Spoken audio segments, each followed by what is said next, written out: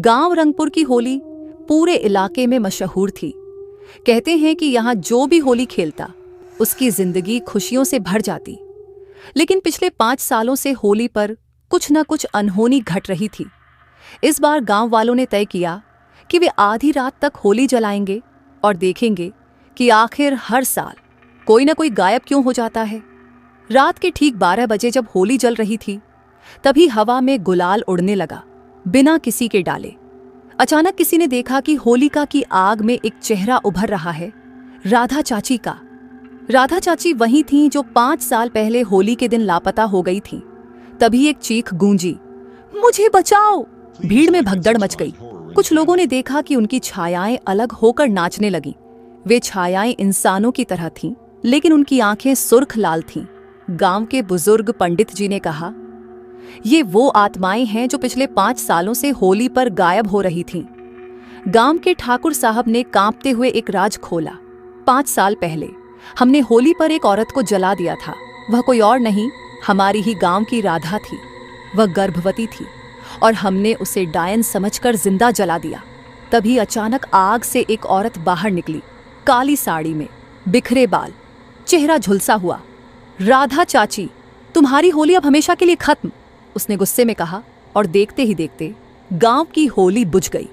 गांव वाले भागने लगे, लेकिन कोई भी अपनी जगह से हिल नहीं पाया। वे सब वहीं जमे रहे, जैसे किसी ने उन्हें जकड़ लिया हो। राधा की आत्मा ने आगे बढ़कर ठाकुर साहब को उठाया और आग में फेंक दिया। जैसे ही उन्होंने दम तोड़ा, बाकी की भूतियां छायाएं भी हवा में घुल गईं। गांव को लगा कि अब सब ठीक हो गया। लेकिन अगले साल होली की रात जब नए लोग गांव में आए, उन्होंने सुना, मुझे बचाओ। फिर वही गुलाल हवा में उड़ने लगा। क्या अब भी कोई रंगपुर की होली खेलेगा? रंगपुर के बुजुर्गों ने चेतावनी दी थी कि कोई भी दोबारा होली नहीं मनाएगा। लेकिन नई पीढ़ी ने इसे अंधविश्वास समझा और अगले साल फिर से होली की तैयारियां शुरू कर दी। गांव के 4 नौजवान अर्जुन, रोहित, पायल और नेहा ने ठान लिया कि वे इस डरावनी कहानी को गलत साबित करेंगे। उन्होंने चुपके से गांव के बाहर एक पुराने खंडहर में होली जलाने की योजना बनाई। रात के ठीक 12 बजे जैसे ही उन्होंने लकड़ियों में आग लगाई, हवा भारी हो गई। चारों ने महसूस किया कि कोई उन्हें देख रहा है। तभी पायल के पीछे एक परछाई उभरी और धीरे धीरे उसका कंधा पकड़ा। कौन है? पायल ने घबराकर पूछा। तभी वहां एक अजीब सी हंसी गूंजी। तुमने दोबारा होली जलाकर मुझे बुला लिया। अचानक पायल की आंखें सफेद हो गईं और उसने डरावनी आवाज में कहा, अब कोई नहीं बचेगा। पायल की आवाज सुनकर बाकी तीनों पीछे हटे, लेकिन तभी चारों ओर से लाल रंग की बारिश होने लगी। अर्जुन ने देखा कि ये रंग नहीं बल्कि खून था। रोहित ने भागने की कोशिश की, लेकिन उसके पैर मिट्टी में धंसने लगे। जैसे ही उसने पायल की ओर देखा, वह अब इंसान नहीं थी। उसका चेहरा झुलसा हुआ था, आंखों से खून टपक रहा था और उसकी हड्डियां टेढ़ी मेढ़ी हो गई थीं। तुमने होली जलाकर फिर से श्राप को जगा दिया। पायल की भूतिया आवाज आई। तभी एक जोर की आवाज हुई और सभी के सामने अचानक एक दृश्य उभर आया। उन्होंने देखा कि 5 साल पहले ठाकुर साहब और गांव के कुछ लोगों ने राधा को जलाया था। लेकिन जो सबसे चौंकाने वाली बात थी, वह ये कि राधा गर्भवती थी और उसका अजन्मा बच्चा भी आग में जल गया था। अब वही अजन्मा आत्मा, जिसे कभी दुनिया में आने का मौका नहीं मिला, बदला लेने लौट आई थी। अर्जुन ने हिम्मत करके राधा की आत्मा से कहा, हमें माफ कर दो, ये गलती हमने नहीं की, फिर हम इसकी सजा क्यों भुगतें? राधा की आत्मा रुकी। वह कुछ सोच ही रही थी कि तभी हवा में एक औरत की करुण आवाज आई, बेटा बदला मत लो, मुक्त हो जाओ। ये आवाज राधा की आत्मा की थी, जो अपने अजन्मे बच्चे को रोक रही थी।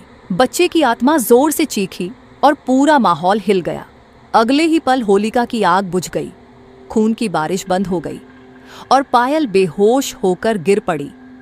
जब वह उठी तो उसकी आंखें फिर से सामान्य हो गई थीं। अर्जुन, रोहित और नेहा घबराए हुए खड़े थे, लेकिन एक आखिरी सवाल बाकी था, क्या श्राप सच में खत्म हो गया था? गांव वालों ने जब ये सुना तो उन्होंने चैन की सांस ली। लेकिन उस रात अर्जुन के घर के आईने पर एक संदेश लिखा मिला, रंग अभी बाकी है। अर्जुन ने कांपते हाथों से आईने की धुंध साफ की। लिखा हुआ था, रंग अभी बाकी है। अचानक पीछे से किसी ने उसके कंधे पर हाथ रखा। अर्जुन घबराकर पलटा। नेहा थी। तू इतना डरा हुआ क्यों लग रहा है? नेहा ने पूछा। अर्जुन ने कांपती आवाज में कहा, यहाँ कोई है, आईने पर खुद लिखा आया था। नेहा ने आईना देखा, लेकिन अब वहां कुछ नहीं था। तू ज्यादा सोच रहा है, सो जा। अर्जुन को लगा कि शायद वाकई वह ज्यादा सोच रहा था, लेकिन जैसे ही उसने बत्ती बंद की, एक फुसफुसाहट सुनाई दी। अब बचकर कहाँ जाएगा? अगले दिन सुबह नेहा, रोहित और पायल अर्जुन के घर पहुंचे। भाई, कल रात तूने जो आईने वाली बात कही थी, मुझे भी कुछ अजीब महसूस हुआ, पायल ने कहा। क्या? अर्जुन चौंका।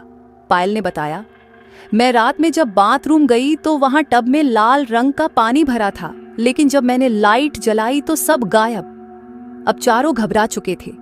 क्या श्राप सच में खत्म हुआ था या फिर वह धीरे धीरे लौट रहा था? चारों ने तय किया कि इस रहस्य का हल निकालना ही पड़ेगा। वे गांव की पुरानी ठाकुर हवेली गए, जहां कभी राधा को जलाया गया था। हवेली में घुसते ही दरवाजे अपने आप बंद हो गए। अंदर चारों ओर रंगों के हाथों के निशान थे, लेकिन ये रंग खून जैसे दिख रहे थे। हमें यहां से निकलना चाहिए, रोहित ने कहा। लेकिन तभी नेहा की नजर एक पुराने संदूक पर पड़ी। जब उसने उसे खोला तो उसमें एक चिट्ठी मिली। मेरा बच्चा मुझसे छीना गया, लेकिन अब उसका खेल शुरू होगा। आत्मा अब और ताकतवर हो चुकी थी। अचानक हवेली की दीवारों से आवाजें आने लगी। चारों ने देखा कि चारों ओर से राधा की झुलसी हुई आत्मा और उसके अजन्मे बच्चे की परछाई उभर रही थी। तुमने मेरा अंत किया, लेकिन अब मैं हमेशा के लिए जिंदा हूं। अर्जुन, पायल, रोहित और नेहा ने भागने की कोशिश की, लेकिन उनके पैर जमीन से चिपक गए। अब कोई नहीं बचेगा। चारों जोर से चीखे और पूरी हवेली में अंधेरा छा गया। गांव में फिर से होली आई, लेकिन गांव वालों ने सुना कि ठाकुर हवेली से चीखों की आवाजें आई थीं। लेकिन जब वे वहां पहुंचे तो चारों का कोई नामो निशान नहीं था। लेकिन उस रात जब गांव में लोग सो रहे थे तो हवा में एक धीमी हंसी गूंजी, होली मुबारक हो। अगली सुबह गांव के हर घर की दीवारों पर खून से लिखा था, अब हर साल होली पर कोई जाएगा